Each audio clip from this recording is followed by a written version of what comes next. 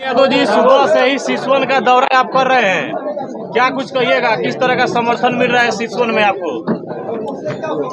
पहले तो सिवान की समस्त जनता को दिल से प्रणाम। बैठ जाइए।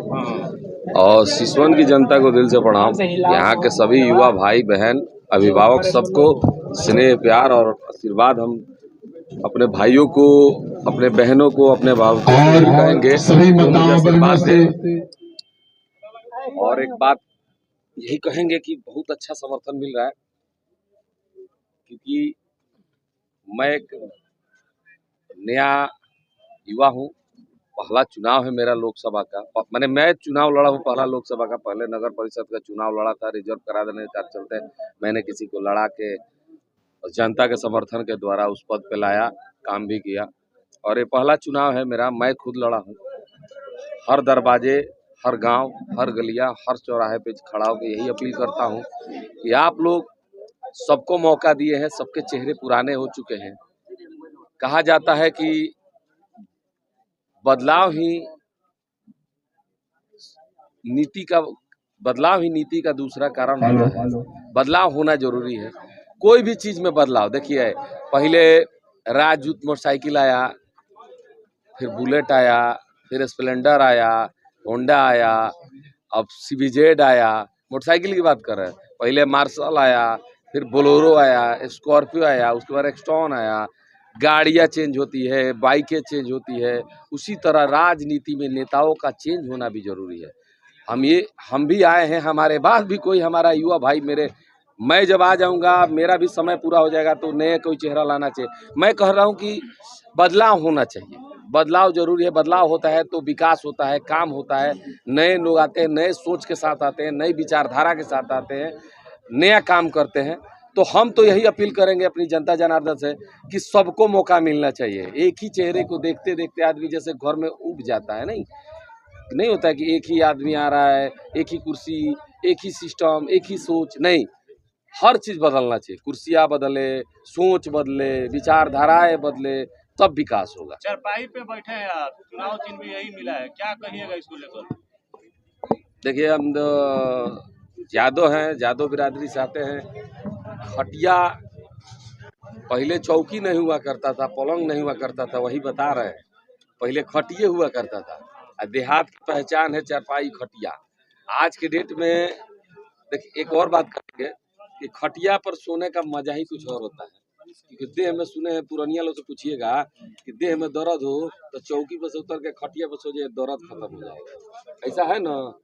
तो खटिया पर बैठे हैं, थोड़ा हमको भी आराम मिल रहा है। बहुत सुबह से दौरा कर रहे हैं। जो अगेंस्ट में लोग खड़े हैं वो ये कह रहे हैं कि निर्दलीय का कोई दल नहीं होता है। ये तो हम सुनते सुनते थक गए। काफी हमलावर हैं वो लोग। नहीं, हम जितने लोग हम पे हमलावर हैं ना, हम सबको दिल से प्रणाम करते हैं। और ये कहेंगे कि नेता बने ना बने, आप लोग हमें नेता जरूर बना दीजिएगा। अमरनाथ यादव कल पे बोले हैं कि निर्दलीय का वोट नहीं देना है। अच्छी बात। नाम रखकर साफ उन्होंने नाम लेकर कहा है, वोट नहीं देना है। अमरनाथ चचा, धन्यवाद देते हैं आपको। आप हमेशा हमारे आते थे, आते हैं, आते रहे। यही मुझे मैं आपका आशीर्वाद और स्नेह प्यार लेता रहूं। जब भी आप मुझे फोन करते हैं, हम दौड़े चले आते हैं। आपने बहुत अच्छा, अगर मेरा नाम लेकर अपील किया कि जीवन यादव वोट नहीं करना है, तो सिवान की जनता से भी आग्रह करूंगा कि अगर अमरनाथ चचा कह रहे हैं तो कहीं ना कहीं वो हमारे बहुत करीब रहे हैं। चुनाव से महीना दिन 15 दिन पहले भी वो हमसे मिलते हैं, आते थे, हमें आशीर्वाद देते थे। तो हम आपका वोट ले ना ले, आपका आशीर्वाद और स्नेह मेरे पे बना रहे, और आपके अभिभावक जितने भी लोग हैं उनका भी स्नेह और प्यार बना रहे। मुझे प्यार चाहिए, मुझे स्नेह चाहिए, मुझे आशीर्वाद चाहिए, मुझे ताकत चाहिए। कुर्सी की रही बात, तो इतना जरूर कहूंगा, कुर्सी का ना लालच मुझे कल था, ना आज है, ना आगे रहेगा। मैं तो सिवान में बदलाव लाने के लिए निकला हूँ। मैं तो सिवान को ये देखना चाहता हूँ, दिखाना चाहता हूँ कि वही पुरानी दोकियानिसी एगो कहानी नहीं होता है उसी पे कि ये आएंगे वो जाएंगे। इस पे नहीं राजनीति करना है। नया बदलाव आना चाहिए, नया चेहरा आना चाहिए। योगी जी आ रहे हैं, योगी जी आ रहे हैं सिवान में। बहुत अच्छी बात है। योगी जी आएंगे तो हमें मौका मिलेगा तो उनसे आशीर्वाद लेने जरूर जाएंगे, लेकिन उनको हमको नहीं जाने दिया जाएगा। ये भी मुझे पता है। वो तो अपने प्रत्याशी के लिए आएंगे। क्या योगी जी, देखिए, नेता के पहले योगी जी क्या है, उनके नाम के साथ योगी लगा है ना। नेता का पहले वो बहुत बड़े जोगी है, वो बहुत बड़े महंत है, बहुत बड़े महंत जी बोले जाते हैं। तो महंत का कोई जाति या कोई पार्टी नहीं होता है। अगर देखा जाए तो योगी जी से हमको भी मिलने का अधिकार है, हमको भी आशीर्वाद लेने का अधिकार है। वो भगवान के बाद एक महंत है, रूप महंत मतलब कि भगवान का सेकंड रूप। तो भाई जब उनके जो जिसके लिए आ रहे हैं उसको भी आशीर्वाद दे। अब मैं तो उनको अपना आइडल मानता हूँ, तो मुझे आशीर्वाद क्यों नहीं देंगे? उनके आने से जीवन यादव को भी बेनिफिट होगा। काहे नहीं होगा? योगी जी की विचारधारा पर मैं काम करता हूँ, काम करके सिवान में दिखाया हूँ नगर परिषद में, तो मुझे काहे नहीं मौका मुझे मदद मिलेगा योगी लेकिन जी वो की। आएंगे तो भाजपा के लिए वोट मांगेंगे लोगों से। आपके अगेंस्ट में वोट मांगेंगे? मैं कांग्रेसी हूँ। आप भी भाजपा हैं क्या? नहीं, अब हम ये कुछ बोले नहीं। आपने कहा कि भाजपा की वोट मांगे हैं, तो हम क्या बोले? हम कांग्रेसी हैं। यानी आप भी अपने आप को भाजपा ही नहीं नहीं नहीं नहीं नहीं नहीं, मैं सनातनी हूँ, सनातन को मानता हूँ, सनातन धर्म को मानता हूँ। कुर्सी रहे ना रहे, क्या मैं हिंदू नहीं रहूंगा? कल मैं एमपी नहीं बनूंगा तो क्या मैं हिंदू नहीं रहूंगा? क्या लगता है बदल जाएगा? मेरे नाम के पीछे से हिंदू तो खत्म हो जाएगा? खत्म नहीं ना हो जाएगा। गर्व से कहता हूँ मैं हिंदू हूँ। और हिंदू के महंत जोगी जी हैं, चाहे और भी बहुत सारे महंत हैं, रामदेव बाबा हैं। देखिए आज देश लेवल के हैं रामदेव बाबा, तो यादवे हैं, हिंदुस्तान के बहुत बड़े युग पुरुष है कि नहीं? तो विकास कर रहे हैं कि नहीं? देश में फैक्ट्रियाँ ला रहे हैं, बहुत सारे फैक्ट्री कंपनी चल रहा है, प्रोडक्ट ला रहे हैं। तो वैसे लोग तो विचारधारा के साथ हमारी विचारधारा मिलती है, तो हमको अपना आदर्श मानते हैं। कुछ निर्दलीय उम्मीदवार हैं जिनके सभा में अब हर हर महादेव जय श्री राम के नारे लग रहे हैं। वो अच्छी बात है, लगना चाहिए। देश हिंदुस्तान है, देश हिंदुस्तान है।